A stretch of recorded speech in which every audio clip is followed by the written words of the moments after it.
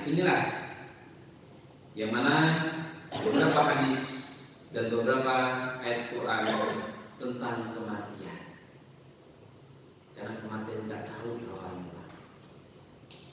Ya, berapa banyak, apalagi beberapa minggu bulan terakhir ini, sampai tiap hari dengerin terus takziah dan meninggal. Yang ini yang belum lama, baru seminggu ya, 7 hari di pas itu ibu angkat, udah seperti ibu. Ketika saya di Cawang tuh Pak, siapa yang nyangka? Nggak nyangka. Nggak tahu. Innalillahi wa inna ilaihi raji'un. Kita nggak tahu ini sakitnya nggak bukan sosok yang menawan atau sampai enggak. Seger kelihatannya. Kurus enggak. Malah yang kita lihat orang udah sakit bertahun-tahun, udah belasan tahun, puluhan tahun dia sakit, tapi nggak mati-mati kan. Ada justru orang yang baru kita lihat seger tuh badannya, sehat kelihatannya, sekali sakit lewat. Alhamdulillah teman-teman. Lewat kuburan. Ya.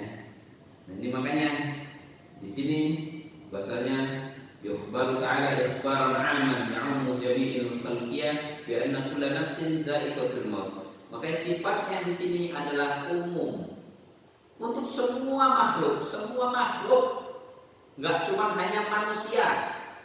Makhluk ciptaan Allah selagi dia punya jiwa, punya nyawa, dia pasti akan menghadapi namanya maut. Enggak si yang kecil, enggak yang besar, enggak yang tua, enggak yang muda, enggak yang sakit, enggak yang sehat. Semua pasti akan mengalami namanya maut. Makanya di sini Ibnu Katsir mengatakan di sini adalah al-khabar al-ikhbar 'aman ya'mu jami'il khalqiyah. Sifatnya umum untuk semua ciptaan Allah. Khalqiyah itu adalah ciptaan Allah. Ya. Mudah-mudahan kita selalu diingatkan oleh Allah tentang kematian. Mudah-mudahan hati ini selalu mengingat tentang kematian. Kenapa? Dengan mengingat kematian inilah cara paling jitu kita terhindar dari perbuatan maksiat. Tetapi kok udah diingetin tentang kematian gak sadar, naudzubillah. Fi qulubihim maradun fazadahumullahu marada. Orang kafir itu di hatinya itu penyakit, ada penyakit. Fazadahumullahu marada. Allah tambah penyakit itu. Orang kafir itu innal ladzina kafaru sawa'un 'alaihim a'anzartahum am lam tunzirhum la yu'minun.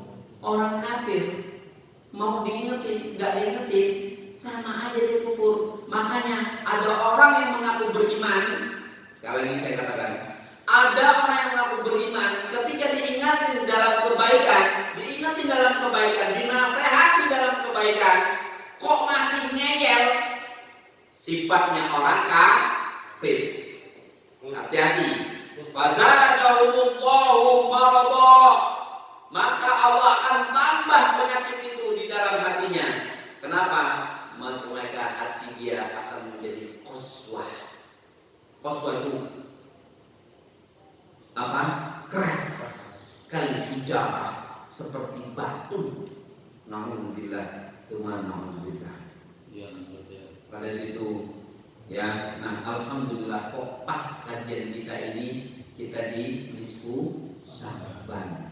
Sebenarnya kita mengisi nisfu Sya'ban ini yang satu, thalabul ilmi, zikrullah, bersolawat kepada Rasul, hidupkan pertengahan malam, sholat qiyamul lail, banyak baca Quran.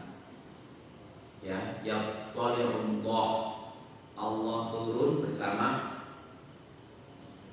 hambanya. Dalam kisah ini ada hadis yang mensahihkan, ada yang mendhaifkan. Karena riwayat ini banyak sekali. Ya, nisfu Sya'ban, tapi hati-hati dalam mengamalkannya. Ya, yang jelas mengamalkannya jangan dibuat-buat.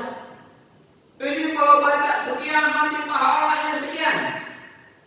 Ketika kamu baca, contoh maaf, ketika kamu baca Yasin 33 kali, 3 kali dalam ini, kamu akan mendapatkan ampunan dari Allah. Nah, ini yang permasalahan yang perlu kita bahas.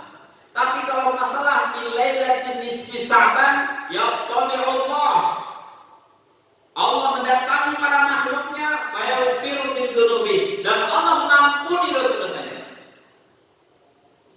Illa, kecuali itsnain kata Rasulullah, 2 lil musyrik wa lil musyahhid.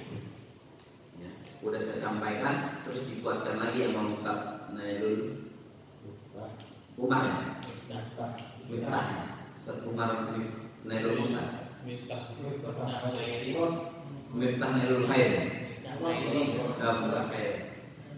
Yang kemarin ya, sampai itu udah kuat banget. Betulan susah banget. Hati-hati. 2 perkara yang diampuni sama Allah. Yang pertama, yang berbuat syirik, menduakan Allah, dan mereka yang berseteru dengan saudaranya. Langkah, hati-hati. Ibadahmu sia-sia gara-gara kau berseteru dengan saudara. Nauzubillah, tsumma nauzubillah. Innamal mu'min ikhwatun fa aslihu baina akhawaykum. Sesungguhnya orang bermukmin, orang beriman itu adalah saudara, maka perbaikilah persaudaraanmu. Perbaiki, tapi jangan dicederai. Ya, di sini yang bisa saya sampaikan dengan setengah jam, alhamdulillah. Mudah-mudahan dengan dzikrul maut. Di dalam surat tentang maut itu, di dalam surat Al-Imran di ayat ke-158, begitu pula di dalam surat Al-Ankabut di ayat ke-57.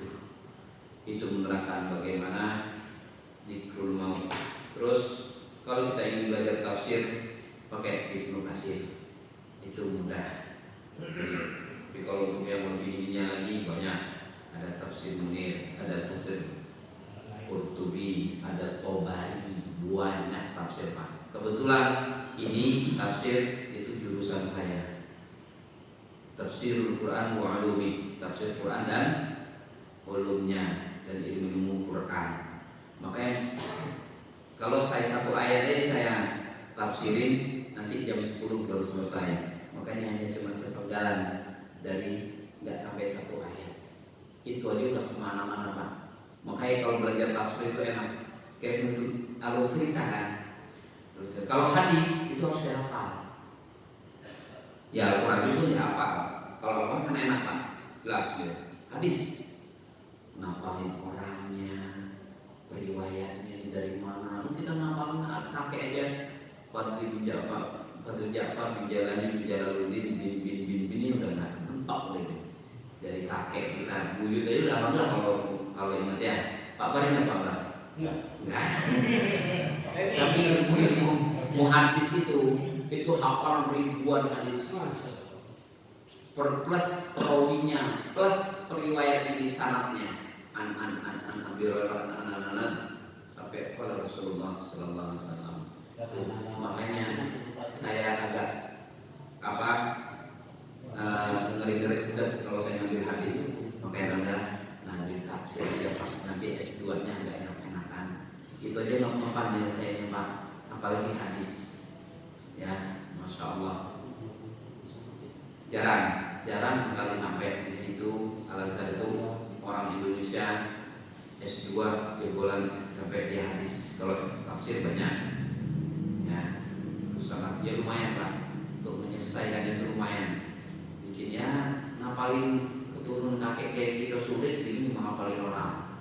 Ya, belum riwayatnya siapa, dari mana ini asalnya. Abdul Somad itu hadis. Iya. Abdul Somad hadis ya. Ya, hadis. Ya, tuh. Nah sama beliau S1-nya, S2 enggak. Beliau S2 beliau nggak ngambil di Kairo, nggak ngambil di Al-Azhar. Beliau di Maluku.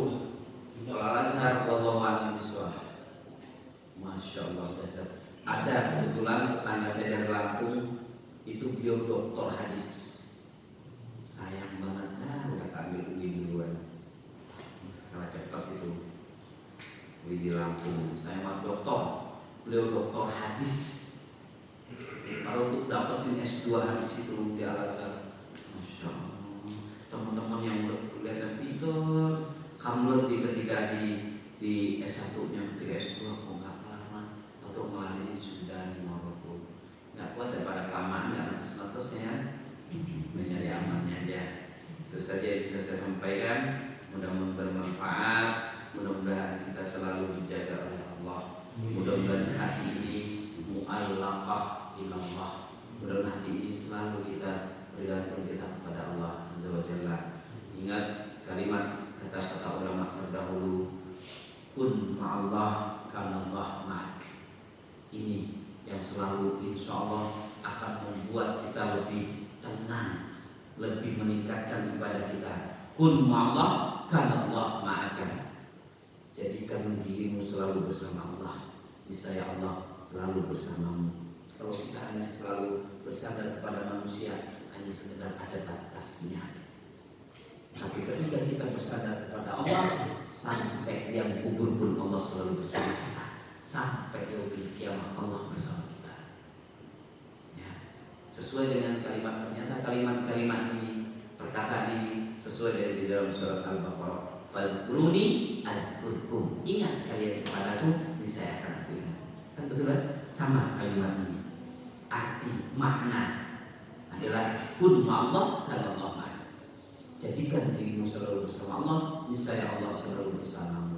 Syukran astaghfirukum. Wassalamualaikum warahmatullahi wabarakatuh. Waalaikumsalam warahmatullahi wabarakatuh. Ini udah selesai ya? Ya. Waalaikumsalam. Pada dasarnya Allah menciptakan makhluk itu iblis, malaikat, dan manusia. Di mana manusia diberikan nafsu dan akal sehingga kita itu hidup itu optimais, sebetulnya mengoptimalisasikan akal dengan nafsu lebih berat kan daripada malaikat dan iblis. Kalau iblis kayaknya masuk neraka itu given, malaikat masuk surga itu given. Nah, supaya sejauh mana manusia makhluk di muka bumi ini sebagai khalifah di muka bumi ini, apakah bisa diperkirakan yang masuk surga dengan masuk neraka itu jumlahnya? Diperkirakan nggak bisa. Kalau jumlah ini adalah rahasia Allah. Ya. Ini karena untuk berapapun jumlahnya, ini termasuk masuk ke zat Allah. Ini masuk ke zat Allah. Kita tidak punya hak untuk ini. Bahkan Rasulullah pun tidak akan pernah diberitahu oleh Allah, karena ini sudah bahasanya ini sudah rahasia Allah. Ya, ini sudah hak privasi Allah. Berapa jumlahnya tidak tahu. Tetapi kata Rasulullah SAW, jumlah kaum Hawa itu banyak yang menduduki neraka. Ya, makanya. Tapi kalau berapa jumlahnya itu urusan Allah. Wallahu a'lam bishawab. Ya, baik. Ya, tadi siapa yang mau nanya? Betul. Sibuk kemang gorengan dulu. Ada doa khusus nggak untuk kita terjauh dari perbuatan maksiat itu? Nah, Masya Allah, barakallahu fiik. Mungkin ada doa khusus mungkin setelah sholat atau apa? Supaya terhindar dari perbuatan maksiat. Ketika sujud, baca ya mukhalifal qulub. Duhai Allah yang maha memutar balik hati manusia, tsabbit qalbi ala dinika wa ala ta'atika. Ya Allah yang maha pemutar balik hati manusia, tsabbit qalbi atau tsabbit qulubana. Maka dari itu ya Allah, tetapkan hati ini ala ta'atika, ala ta'at wa ala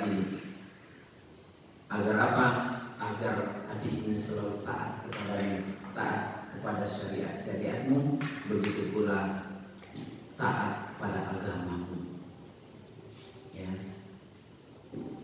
Ya muqallibal qulub, tsabbit qalbi ala dinika wa ala ta'atika. Duhai Allah yang maha pemutar balik hati manusia, tetapkan hati ini agar selalu taat kepada agamamu, taat kepadamu. Nah, itu kita. Agar apa? Agar kita selalu diberikan keistiqomahan oleh Allah. Yang pertama, maka di situ juga Allahumma ihdinas shiratal mustaqim. Ya, Allahumma ihdinas. Tetapi ada pendapat ulama ketika kita doa itu tidak boleh doa dengan ayat Al-Quran. Sholat ya, di dalam sholat ya, ingat di dalam sholat boleh. Contoh, Allahumma ihdinas shiratal mustaqim. Melainkan doa-doa dari Rasulullah SAW. Ada pendapat yang boleh, karena ayat Al-Quran itu boleh dipakai ketika sholat rukunya. Yang lain? Ya. Boleh. Orangnya nggak kelihatan gitu kan? Orang nggak kelihatan. Dan kalau sholat sunnah itu sabar itu apa ada syariatnya? Khusus Sholat nisfu Sya'ban ada. Makanya qiyamul lail. Tapi bukan nisfu Sya'ban yang, tapi kita menghidupkan pertengahan malam dengan apa? Wa minal lail apa? Fatahajjat bihi nafilatan laka asa ayyam hatta rabbuka maqaman mahmuda. Al-Quran yang menjawab. Tetapi maksud diri saudara ada nggak amalan? Amalannya banyak cinta ampunan kepada Allah, hidupkan di tengah pertengahan malam ini Sya'ban itu dengan cara apa? Yang paling dahsyat adalah wa minal laili fatahajjat bihi nafilatan laka ayat asa ayat hatta rabbuka maqaman mahmuda. Dan di pertengahan malam, di malam hari, maka kata Allah fatahajjat bihi, maka bertahajudlah, sholat tahajud qiyamul lail nafilatan laka, karena itu ibadah tambahanmu. Asa ayat hatta rabbuka maqaman mahmuda, niscaya Allah akan tempatkanmu tempat yang mulia. Itu amalan. Tetapi untuk amalan khusus nisfu Sya'ban, karena kita mengambil nisfu Sya'ban ini karena fayughfaru, Allah ampuni dosa-dosa hambanya.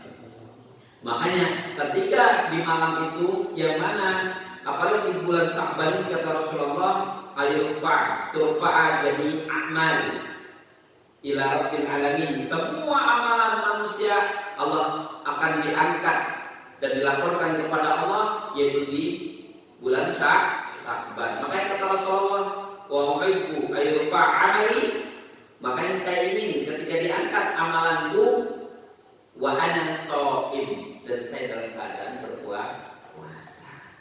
Tapi kalau kita seumpama ini hanya ada di nisfu Sya'ban, tidak. Tetapi ini caranya. Apa caranya untuk menghidupkan nisfu Sya'ban? Kita beristighfar kepada Allah, perbanyak kita membaca Al-Quran, perbanyak istighfar kita kepada Allah, zikrullah, lalu kita memperbanyak sholat sunnah. Terus bagaimana Ustaz sholat sunnah? Gimana afdolnya? Apa kita berjamaah? Kalau pertanyaan afdol, munfaridan, sendirian itu afdol.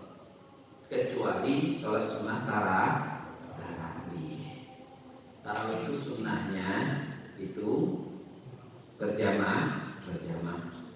Nah, Rasulullah ketika itu Ustaz, ketika Rasulullah pernah berjamaah, setelah itu Rasulullah pulang. Kenapa? Ditakutkannya tarawih ini para sahabat mewajibkan, makanya Rasulullah pulang. Untuk apa? Itu mencontohkan bahwasanya ini adalah sunnah.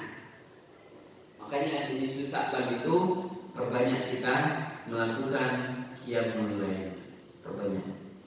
Terus bagaimana orang mereka yang mengadakan di masjid-masjid segala macam? Ini kata Ibnu Taimiyah rahimahullah, ini ada syai'un hasanun. Ini adalah sesuatu yang baik untuk menghidupkan itu sabar. Tapi hati-hati saya katakan, jangan sampai ada sesuatu yang tanpa ada dalilnya kita bisa mengkhususkan. Contoh yang tadi yang saya sebutkan, barang siapa yang membaca sekian pahalanya sekian, selagi itu nggak ada dalilnya, itu hati-hati. Karena kata Rasulullah, "Man amila amalan falaysa minni fa huwa radd." Barang siapa yang mengamalkan sesuatu yang tidak datang dari diriku, tolak. Makanya saya katakan, kalau untuk bagaimana untuk menghidupkan, boleh. Boleh. Salat berjamaah, tahajud boleh nggak? Boleh. Tetapi kalau mengatakan afdolnya gimana Ustaz? Munfaridan, sendirian afdol. Tapi kalau untuk kita istilahnya supaya kita bisa ini lagi kan imamnya siapa tahu buat kalau sendirian kadang-kadang kita kayak capung di mandi lah. Ya. Sholat tumakninah, sholat tumakninah kita ngadep Allah. Ya, bapak-bapak ngadep atasan, ngadep bos, itu aja tenang, betul. Rusak dulu nggak? Apa cepat bos? Tenang. Enggak kan? Ya bapak bilang. Kok kamu datang mendeketin owner, nggak mungkin datang cakep manis, wangi, insya Allah. Langkahnya begitu, mundurnya gitu. Tenang teman. Masa ya kita ngadep Allah rusak kayak capung mandi ya? Tahu capung gimana? Mandi, lihatnya di air ya, itu bagus. Tapi jangan kita sampai mengkultuskan. Betul. Jangan sampai ada menjadikan syariat. Ya. Puasa seperti sahabat itu juga nggak ada. Sahabat ada, Rasulullah itu tadi yang mana di malam di hari